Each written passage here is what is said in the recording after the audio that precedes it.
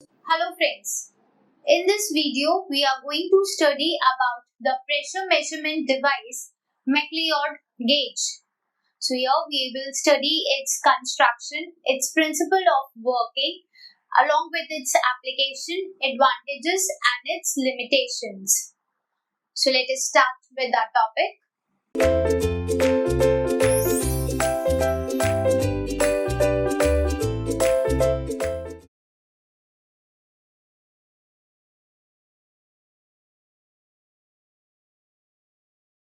So McLeod gauge is an instrument which is used for the measurement of low pressure, generally up to 10 raised to the power minus 6 torr. Means such low vacuum pressures can be measured with the McLeod gauge.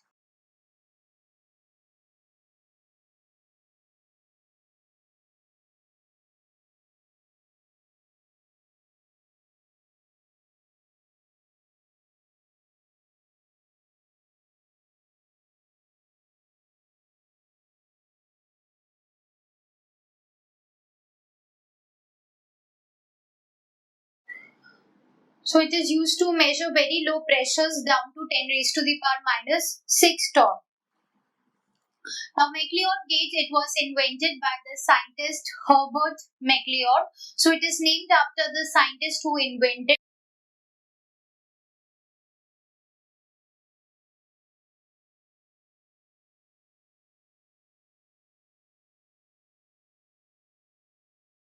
So it was invented in 1874 by Herbert McLeod. That is why it is known as the McLeod gauge.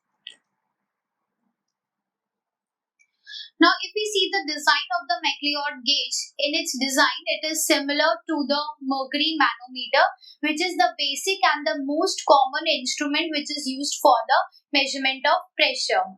So, in its construction, or we can say in its design, it is similar to the mercury manometer.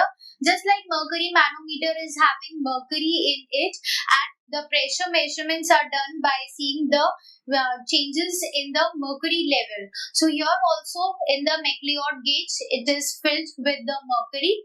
So when we are handling this instrument McLeod gauge, some precautions should be taken care of so that the mercury, it cannot damage, it cannot come out of the instrument and cannot damage the surrounding devices.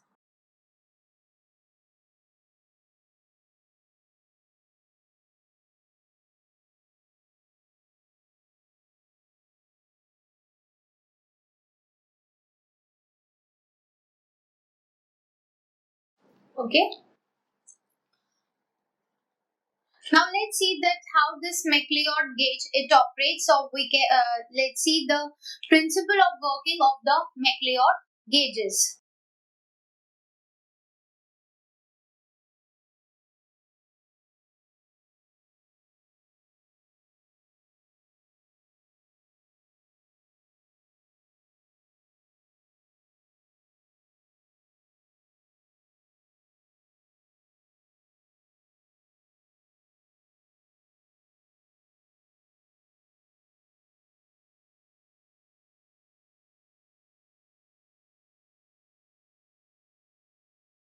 So McLeod gauges they operate by taking in a sample of gas from a vacuum chamber. So the pressure which we want to measure, first we are going to take a sample of gas. Now we are going to compress that sample of gas, and how the compression is being done by tilting and infilling it with the mercury. So with the help of mercury, we are compressing a small sample of the gas. So we know the initial volume of the gas which we have taken, and when we are compressing it, we know that what will be the final volume of the gas after the compression.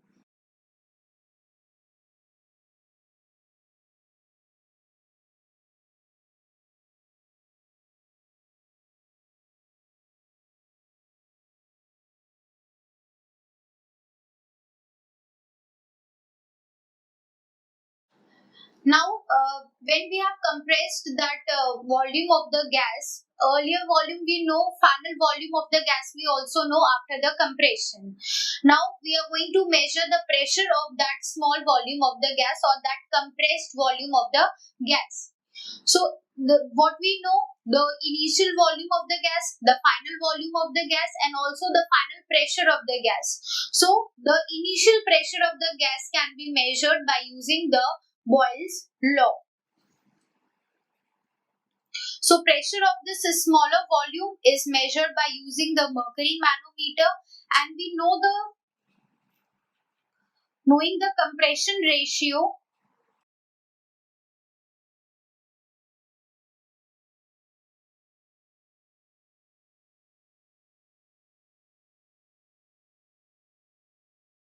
the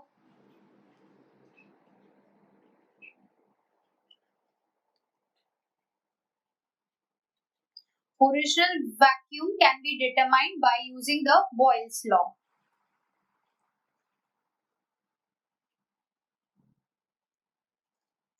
So that is how the McLeod gauge works. That first it is going to take a sample of gas from a vacuum chamber. So sample of gas, we know that how much amount of gas we have taken. So we know the initial volume of the gas. Now we are going to compress this gas. Means we are applying the pressure on the gas. Due to the compression, its volume will also decrease. Okay. So we know the final volume of the gas also.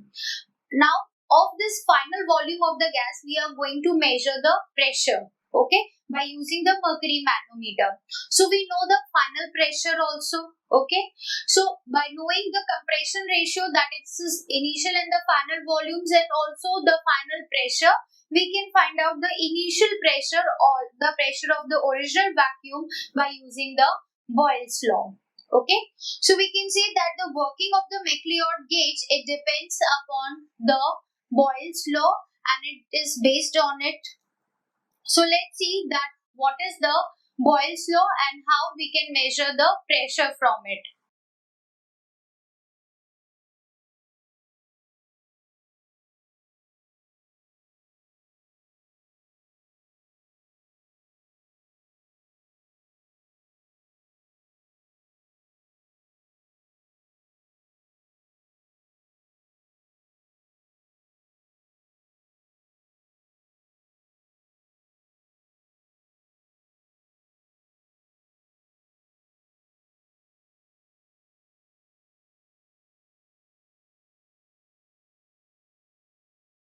So we can say that the basic principle of the McLeod vacuum gauges is that a known volume of gas is compressed to a smaller volume whose final value provides an indication of the applied pressure.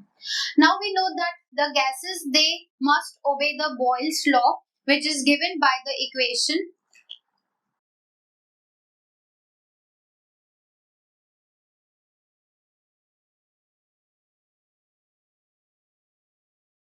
and the Boyle's law says that P1 V1 is equals to P2 V2. Okay, that means the initial pressure multiplied with the initial volume is equal to the final pressure multiplied with the final volume of the gas. So initial volume of the gas, we know, we have taken a known volume of the gas. Final volume we also know because we have compressed this to a smaller volume. So final volume of the gas is also known to us. Final pressure of the gas is also known to us because we have measured it with the help of the mercury manometer. So we can find out the initial pressure of the gas by using this Boyle's law equation, that is P1 V1 is equals to P2 V2. Here P1 is the initial pressure, or we can say that it is the applied pressure which we want to measure.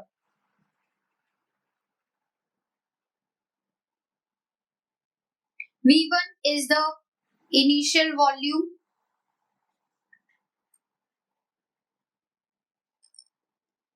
P2 is final pressure, and V2 is final volume.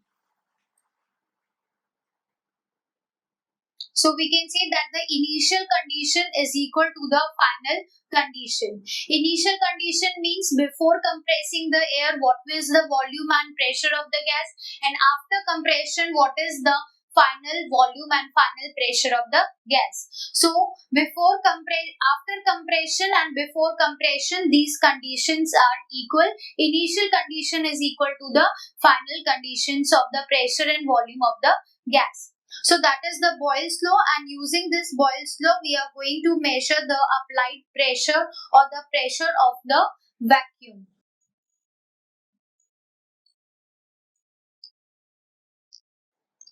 Now let's see the diagram of the McLeod gauge, and with the help of that diagram, we are going to study the working of the McLeod gauges.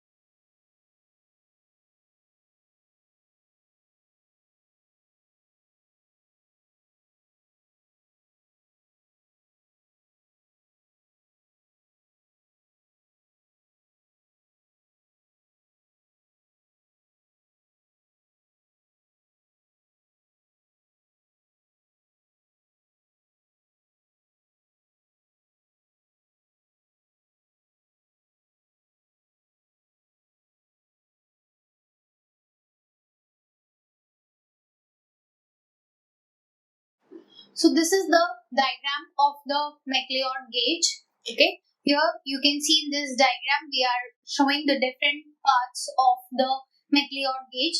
We are having a measuring capillary bulb, cutoff point, reference column, reference capillary, piston, and the Mercury Reservoir.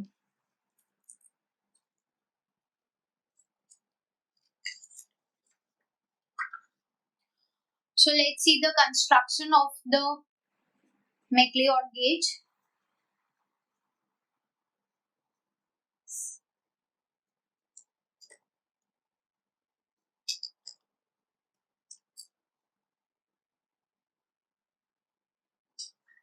A reference column is there with the reference capillary.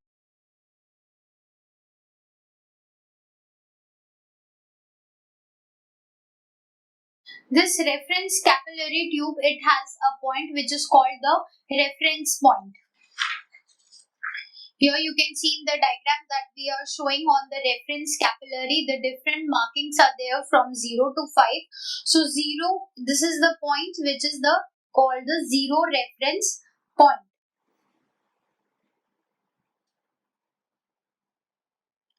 And the pressure which we want to measure, that is applied in this reference column or in this reference capillary.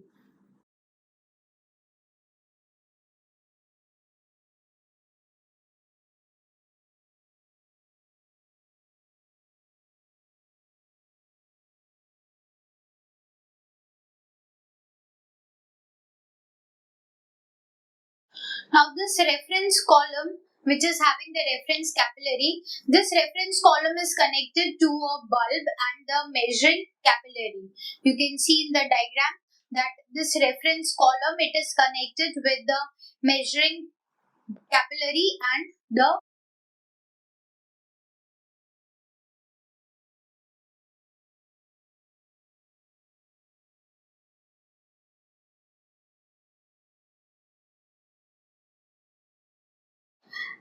the point where the bulb, where the reference column is connecting with the bulb and the measuring capillary, that point of connection is called the cutoff point. You can see in the diagram also that where the reference column is joining with this measuring capillary and the bulb, that point is called the cutoff point.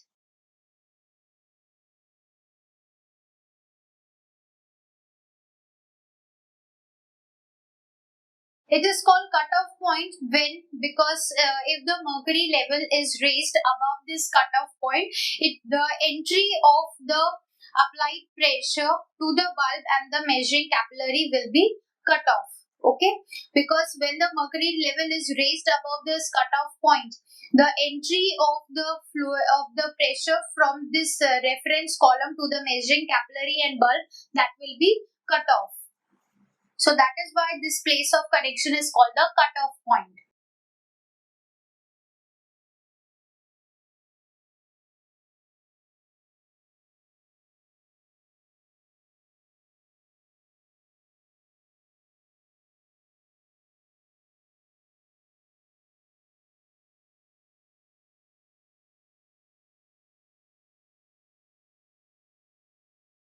So if the mercury level is going to be raised above this cutoff point, this point is going to cut off the entry of the applied pressure to the measuring bulb, capillary and the bulb. That is why it is called the cutoff point. Okay. Now below this reference column and this measuring capillary and the bulb, we are having a mercury reservoir, and this mercury reservoir is operated with the help of the piston.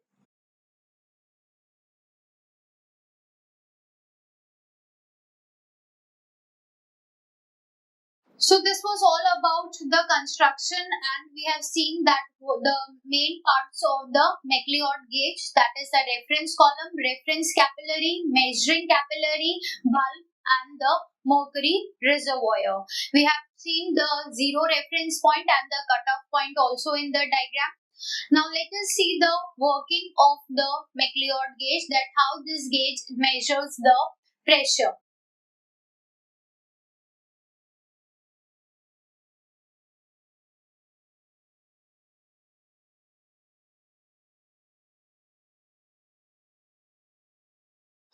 Now, as the McLeod gauge is using the Boyle's law for the measurement of the pressure.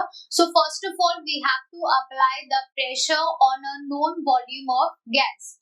So you can see in the diagram that the pressure which we want to measure, that is applied to the reference column. So first step is to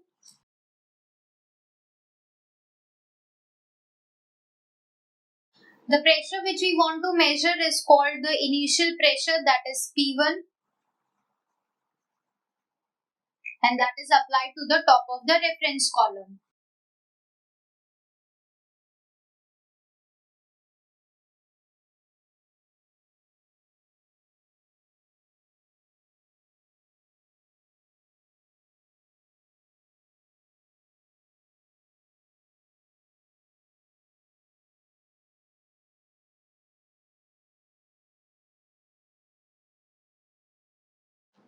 Now, for the Boyle's law, what we are doing, the pressure which we have applied. Now we have to get a volume of gas. We have to find out the known volume of a gas. Okay. So how we can do that?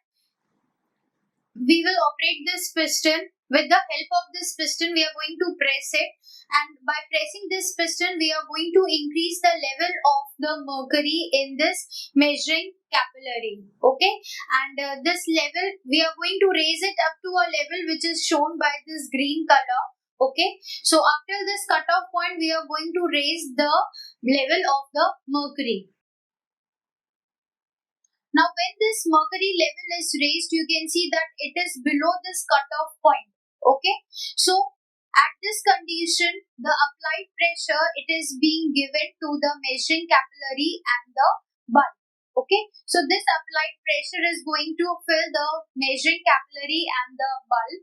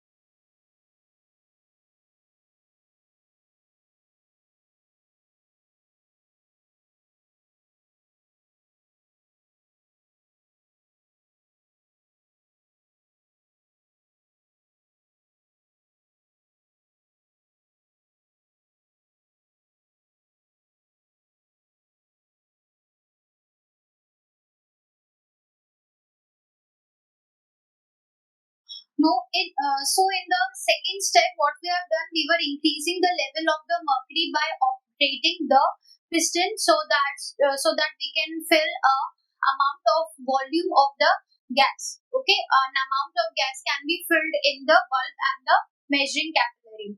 So we are pressing the piston so that mercury level is increasing. Okay, so third step is that when this happens, the applied pressure, it fills the bulb and the capillary. So when we are increasing this pressure on the piston, or we are pressing the piston and we are increasing the mercury level, this applied pressure is going to fill the mercury, this measuring capillary and the bulb, because from here the applied pressure is coming. Okay, pressure is coming out here, and from here also we are pressing the piston, so mercury level is increasing. Now when this mercury level, it reaches the cutoff point, the measuring capillary and this bulb, it is filled by some amount of gas in it. Okay, so the level is increasing. When it reaches to the cutoff point, we will have a known volume of gas in the bulb and the measuring capillary. So we are going to note that volume of the gas. Okay, so first we have got the initial pressure also, that is the pressure which we want to measure. We have got the known volume of the gas also. Okay, that is our initial volume. Now we have to find out the final pressure and the final volume of the gas. For that, what we will do,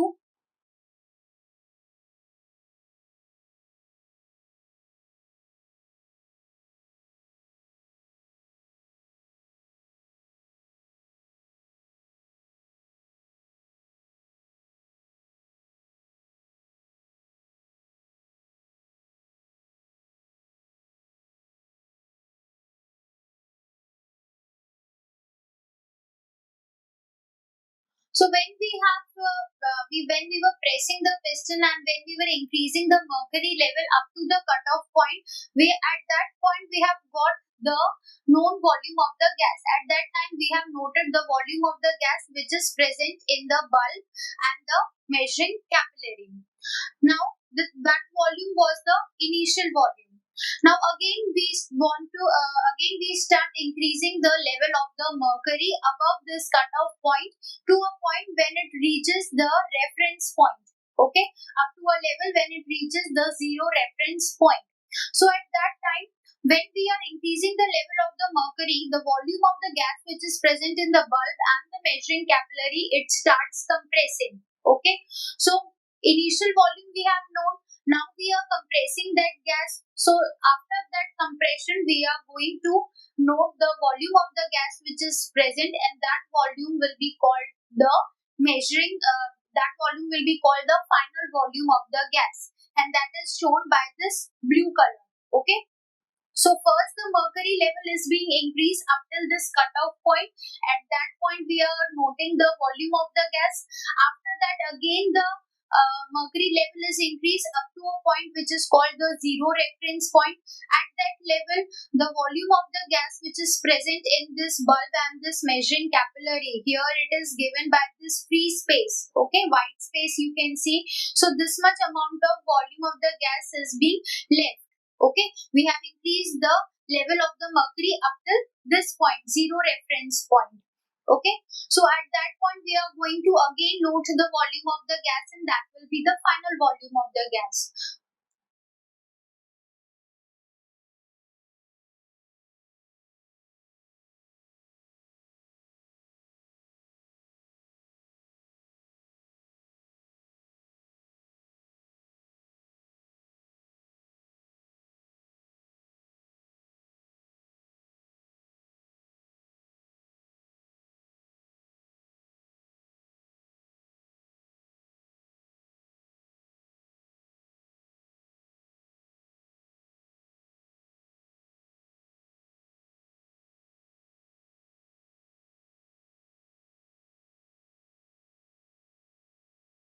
In the second time, we have increased the level of the mercury up to the zero reference point. So when level reaches to zero reference point, we are having a volume of the gas which is present in this measuring capillary. So we are going to measure the volume and the pressure of this gas which is present in the measuring capillary. So the difference in the height of this measuring capillary and the reference capillary, which is denoted by H, that is the measure of the volume and the pressure of the trapped gas. Okay, so this volume of the gas which is present here, we are going to find out its volume and its pressure, and that will be the final volume and final pressure. So volume will be V2 and pressure will be P2. Now V1 we already know, P1 we have to find out, V2 and P2 we have already calculated. So now we are going to use the Boyle's law. Now according to Boyle's law, P1 V1 is equals to P2 V2. Okay, so P1 is unknown to us, V1, P2 and V2 we already know. Okay, so let us find out that what is the volume and what is the pressure values, and then we are going to substitute their values here and we will find out the unknown pressure.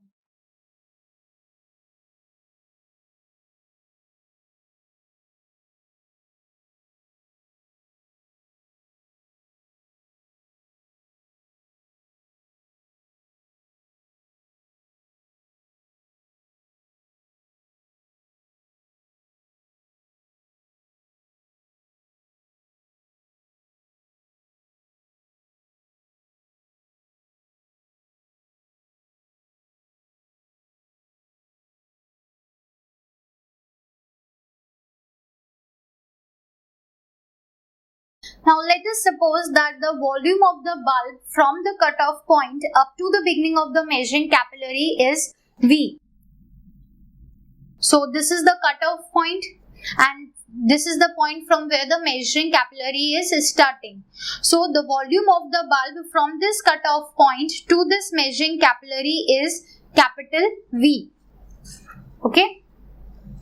Now area of cross section of the measuring capillary is A. This is the measuring capillary. Its area of cross section is small a and its total height is HC.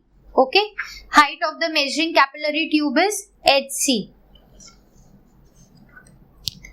So when at the first time when we have increased the level of the mercury up to the cutoff point, so the volume of the gas which is trapped in the bulb and the measuring capillary, that will be equal to the area of cross section of the capillary tube into its height, means the total volume of the measuring capillary plus the total volume of the bulb. So initial volume of gas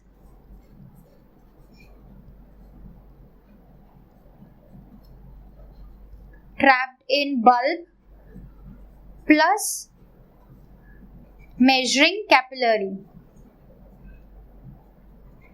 that will be equal to the volume of the bulb, that is V, plus the volume of the measuring capillary. So volume will be equal to area into the height. So A into HC. You can see it from the diagram. We have seen here that the volume of the bulb from the cutoff point to the beginning of the measuring capillary, that is V. So this much part up to this cutoff point is V. So this volume will be V plus the volume of the measuring capillary, which is height multiplied into the area of cross section. So area of cross section is A, height is HC and volume of the bulb is V. So we have added this and this is the initial volume of the gas which is trapped. P1 was the applied pressure.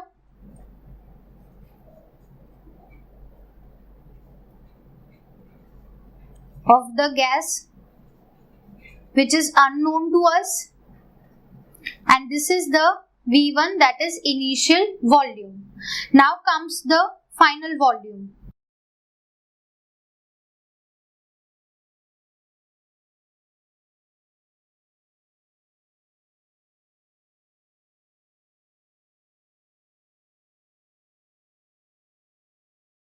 So when the mercury reaches the zero reference point in the reference capillary, that will be equal to V2 plus AH.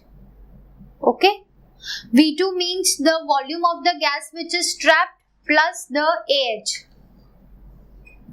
This much volume is present here.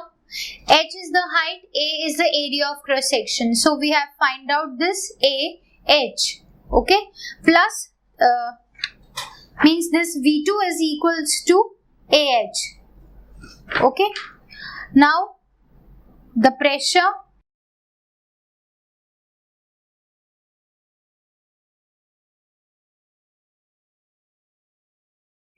now the final pressure will be equal to the initial pressure plus the height here.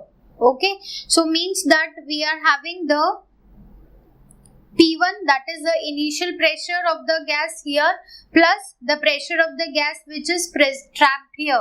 So it will be P1 plus H. Now putting the values of all these variables in the Boyle's law. So initial and the final conditions are known to us. So we are going to put these conditions in the Boyle's law. And according to Boyle's law, P1 V1 is equals to P2 V2. Putting the value of the P2 and the V2 pressures, P2 and V2, the final conditions.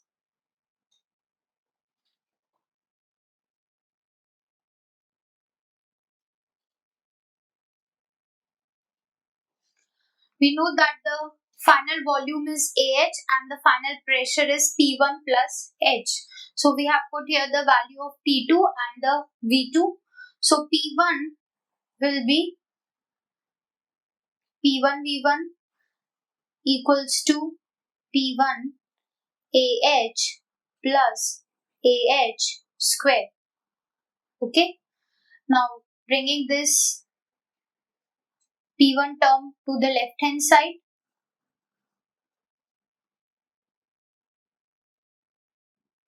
Taking P1 common, we are left with V1 minus AH equals to AH square. So P1 will be equal to AH square divided by V1 minus AH. Now A is the cross section of the measuring capillary and H is the volume or the height of the capillary after the compression. Okay, so this H is also very small, A is also very small, so this whole term AH is very small. That is the volume of the gas. Okay, so P1 can be written as AH square divided by V1.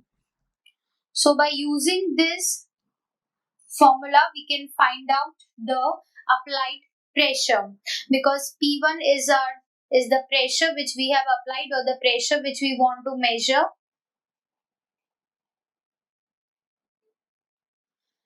V1 is the volume of the gas, the initial volume of the gas which we have taken. A is the area of cross section and H is the height of the measuring capillary in which the gas is being trapped at the final conditions. Okay, so using that we can find out the applied pressure.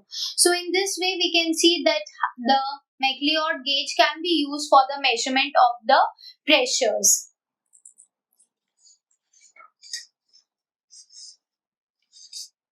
So this was all about the working of the McLeod gauge. Now comes the advantages.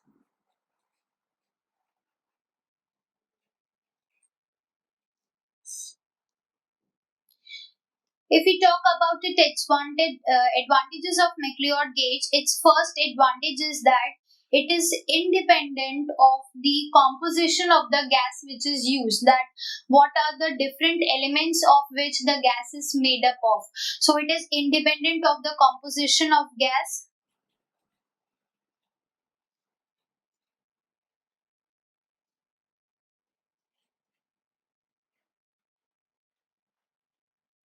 Because only the volume and the pressure of gas is being considered here.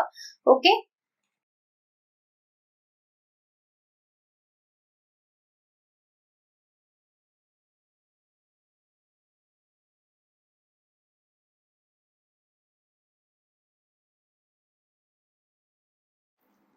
The McLeod gauge is also used as a calibration standard or as a reference standard which is used to calibrate the other pressure measuring gauges.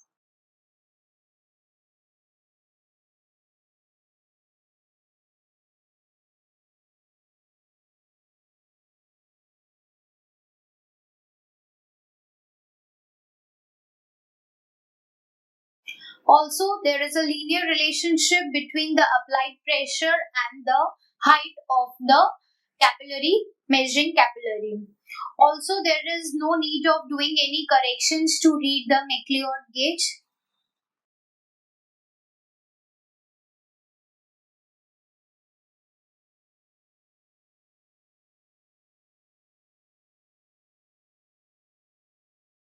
So these are some of the advantages of the McLeod gauge, that it is independent of gas composition, it serves as a reference standard to calibrate other gauges, a linear relationship exists between the applied pressure and the H, and there is no need to apply corrections to the readings of the McLeod gauge. Next comes the limitations, or we can say the disadvantages of the McLeod gauge.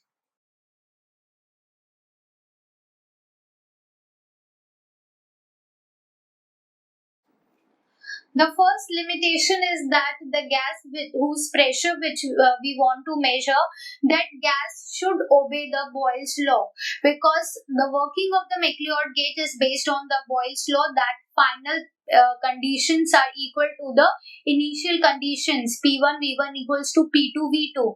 So if the gas does not follow the Boyle's law, the McLeod gauge cannot be used in that case. So it is the first limitation that the gas whose pressure we want to measure, it should obey the Boyle's law.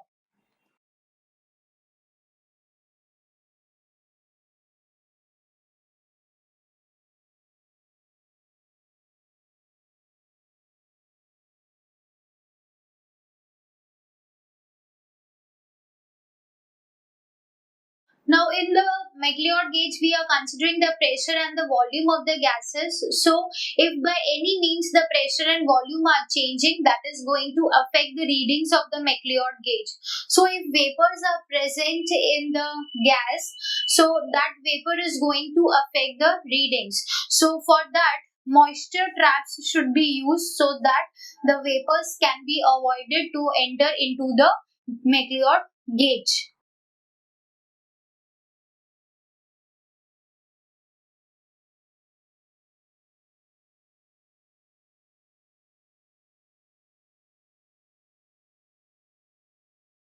The other two limitations are that the McLeod gauge cannot this measures only on a sampling basis, and it cannot give a continuous output of the readings. So these are the limitations of the McLeod gauge. If we talk about its application, we have seen here that the McLeod gauge, it is used for the measurement of the low pressures, that is the vacuum pressures.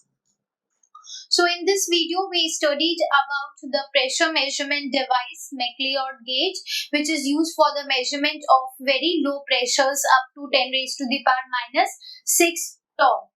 We studied its construction, its working, its principle, and its applications along with advantages and the limitations. So I hope that this topic is now clear to you. Thank you.